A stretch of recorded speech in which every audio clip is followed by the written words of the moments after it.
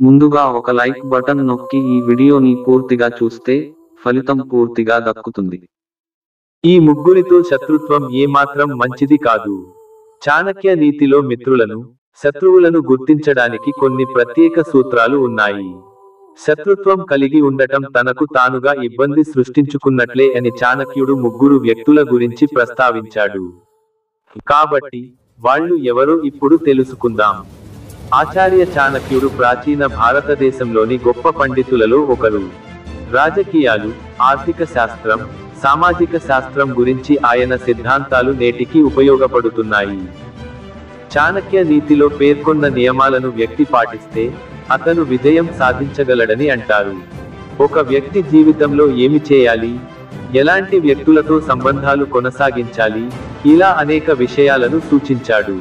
అయితే వీటితో పాటు ఈ ముగ్గురితో శత్రుత్వం ప్రాణాంతకం కావచ్చని కూడా ఆయన స్పష్టం చేశారు. మీరు మా ఛానల్ని ఇంకా సబ్స్క్రైబ్ చేసుకోలేదా? అయితే దయచేసి వెంటనే కింద ఉన్న సబ్స్క్రైబ్ బటన్ క్లిక్ చేయండి. అలాగే పక్కనే ఉన్న గంట సింబల్ ని కూడా నొక్కండి. చాణక్య నీతిలో మిత్రులను, శత్రువులను గుర్తించడానికి కొన్ని ప్రత్యేక సూత్రాలు ఉన్నాయి. శత్రుత్వం కలిగి ఉండటం తనకు తానుగా ఇబ్బంది సృష్టించుకున్నట్లే అని చాణక్యుడు ముగ్గురు వ్యక్తుల గురించి ప్రస్తావించాడు.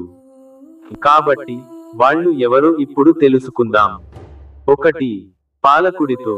చాణక్యుడి ప్రకారం రాజుతో, పాలకుడితో లేదా శక్తివంతమైన వ్యక్తితో శత్రుత్వం పెట్టుకోకూడదు. ఆధునిక సందర్భంలో సీనియర్ రాజకీయ నాయకులతో లేదా పరిపాలనలో ప్రభావవంతమైన వ్యక్తులతో విభేదాలు ఉండటం తీవ్రమైన నష్టాన్ని కలిగిస్తుంది.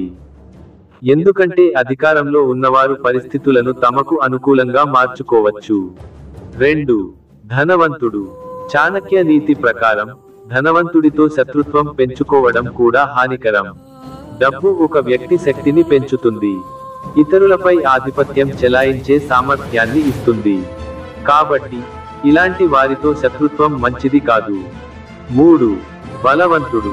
శారీరకంగా లేదా మానసికంగా బలవంతుడితో గొడవ పడటం హానికరం అని ఆచార్య చాణక్యుడు చెప్పాడు.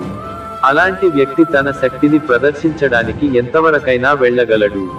కాబట్టి అటువంటి వ్యక్తుల నుండి ఎల్లప్పుడూ దూరం పాటించాలి.